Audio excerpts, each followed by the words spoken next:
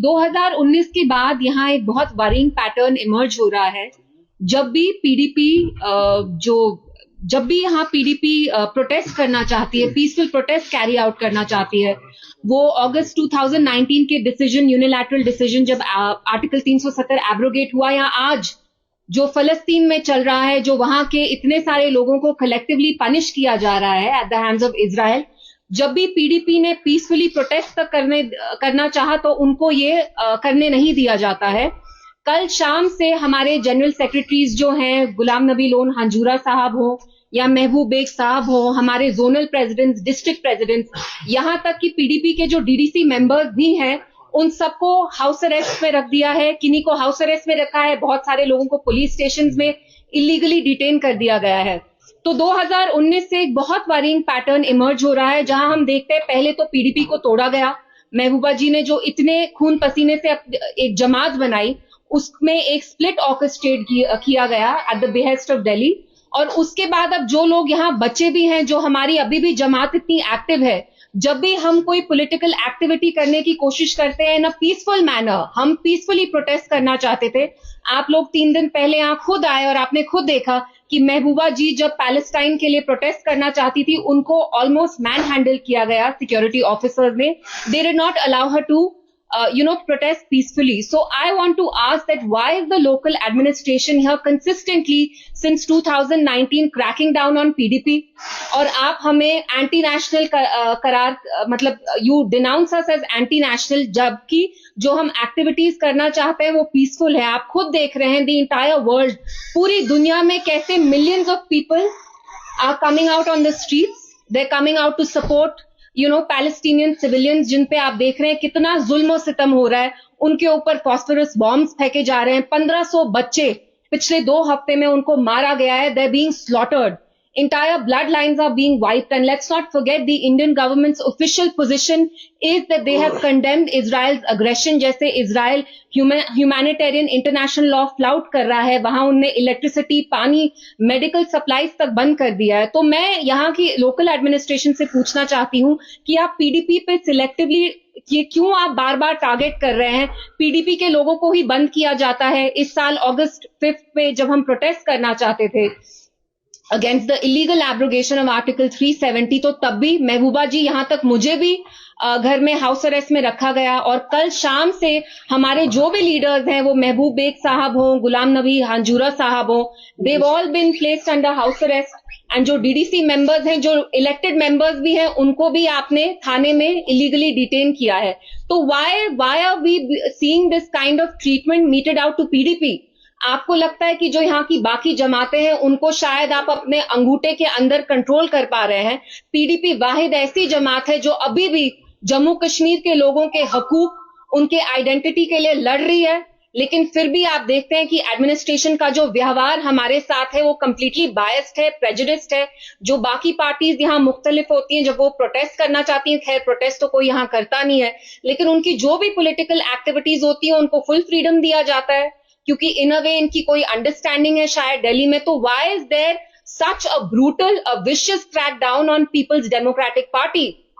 And this is happening after a time जब आपने पूरी पार्टी को तोड़ दिया, मतलब आपने कंप्लीटली स्प्लिंटर कर दिया। यहाँ पे डंडा यूज किया, जो ज्यादातर पीडीपी के लीडर्स थे, जो अब बाकी प्रॉक्सी पार्टीज में चले गए हैं। तो आप ये ट्रीटमेंट पीडीपी के साथ क्यों कर रहे हैं? And it's a very worrying pattern, because किसी भी जमहूरियत में ऑपोजिशन, एक वायबल रोबस्ट ऑपोजिशन का होना बहुत जरूरी है।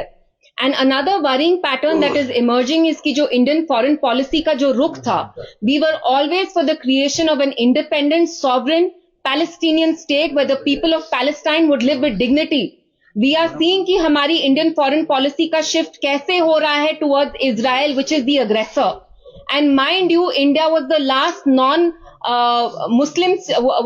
non-Muslim state to accept Israel, to recognize Israel as the state, and it was one of the first non-Muslim, non-Arab states to recognize PLO, which was the Palestinian Liberation Organization.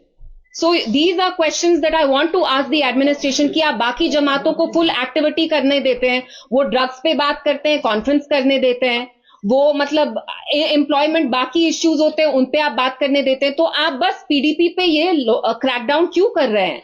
हमारे लोगों को, हमारे leaders को, हमारे workers को anti national क्यों आप denigrate करते हैं? Denounce, why are you denouncing us as anti nationals? Is it a crime? Is it a crime to protest in a peaceful manner? It is my fundamental right. हम में से जो भी यहाँ बैठे हैं, हमारा फंडामेंटल राइट बोलना ही नहीं है. It's not just the freedom of right of expression, it's also the freedom of right to protest peacefully. It's a safety valve for a democracy. और आपने खुद, आप जानते हैं, आप वाकिफ हैं कि जम्मू कश्मीर के लोग हमेशा पैलेस्टीनियंस के पीछे खड़े रहे हैं. They identify with the cause of Palestinians. So I just wanted to talk about this. And मेरी आपसे गुजारिश है कि आज भी जो हम प्रेस कॉन्फ्रेंस कर रहे हैं, let's just keep it to whatever happened पिछले 24 आवर्स में. जैसे हमने देखा है कि पीडीपी लीडर्स को कैसे हाउस अरेस्ट और थानों में रखा गया है. इंतजार जी, आप ये बताइए, पीडीपी का स्टैंड जो है क्या हर एक वॉर के खिलाफ है या खाली फलस्तीन और इसराइल के खिलाफ है? क्योंकि रशिया यूक्रेन के बीच में भी चल रहा है, उसमें कोई प्रोटेस्ट पीडीपी की तरफ से नहीं. जी, देखिए, Palestine is a cause that's always been very close to the people of Jammu Kashmir. आपने यूक्रेन की बात की, हम उसको भी कंडेम करते हैं. सिलेक्टिवली कहीं भी वॉर को या कॉन्फ्लिक्ट को कंडेम करना बहुत गलत चीज है. और मैं वही कहना चाहती हूँ कि जो सुपर पावर्स हैं इस मुल्क के, जैसे I mean of this world, like US, and even India is a huge rising power. Why does US selectively condemn what's happening in Ukraine? But आप खुद देखिए, फलस्तीन में 1500 से 2000 बच्चे, उन पे फॉस्फोरस बॉम्ब्स गिराए जा रहे हैं. आप पूरे फैमिली लाइंस को निकाल रहे हैं. So one should not selectively condemn any conflict or war, because किसी भी वॉर में वो बच्चे हो, औरतें हो, आदमी हो, they suffer a lot. तो हमने इस पे भी प्रोटेस्ट करना चाहा, आप उस पे भी प्रोटेस्ट करना नहीं, आप नहीं चाहते कि कश्मीर में किसी भी चीज का प्रोटेस्ट नहीं हो, पीसफुल प्रोटेस्ट भी आप नहीं करने देते हैं. तो what is this policy to support a viable independent Palestinian state for the people of फलस्तीन, की वो डिग्निटी से अपनी जिंदगी जिए. कल आपने उनको रिलीफ एड मटेरियल भी भेजा. तो आपको क्या प्रॉब्लम है अगर हम, आपका स्टैंड तो इंडिया का यही है that you stand with the people of Palestine. अगर जम्मू कश्मीर में हम as a Jamaat, as a political party, even as civilians we want to protest, what is the problem? Issue क्या है यहाँ पे? आप किसी भी, मतलब हम पे जो जुल्म होता है, हम पे एज इन जम्मू कश्मीर के लोगों पे 2019 पे, उस पे बोलने का हक नहीं है आपको, उस पे बोलने का फ्रीडम नहीं है. अब अगर किसी और कंट्री में लोगों पे इतना ऑपरेशन हो रहा है, हम उसके खिलाफ भी नहीं बात कर सकते हैं. So you are snatching our fundamental rights. The right to protest peacefully, the right of expression are all fundamental rights. यहाँ कॉन्स्टिट्यूशन इससे पहले जब भी फलस्तीन इजराइल के बीच में जंग हुई है जी 30-40 सालों में, तो कश्मीर में भी, पूरे भारत में भी, मुख्तलिफ चीजों में फलस्तीन के हक में एहतजाज हुआ करता था. लेकिन इस बार नहीं हुआ है. इसको आप कैसे देखते हैं, क्या है ये? देखिए, इस चुप्पी में एक बहुत बड़ा सिग्नल है. India has millions and millions of Muslims. We might be a minority, but आप जानते हैं there are after Hindus it's Muslims here. So the fact कि यहाँ पे Muslims throughout the country सड़कों पे नहीं आ रहे हैं, इसका मतलब क्या है? कि वो डरे हुए हैं. क्योंकि it's not just Palestinians, mind you, who are being dehumanized by the media day in and day out. आप खुद देखते हैं कि गोदी मीडिया के लोग कैसे इजराइल पहुंच गए.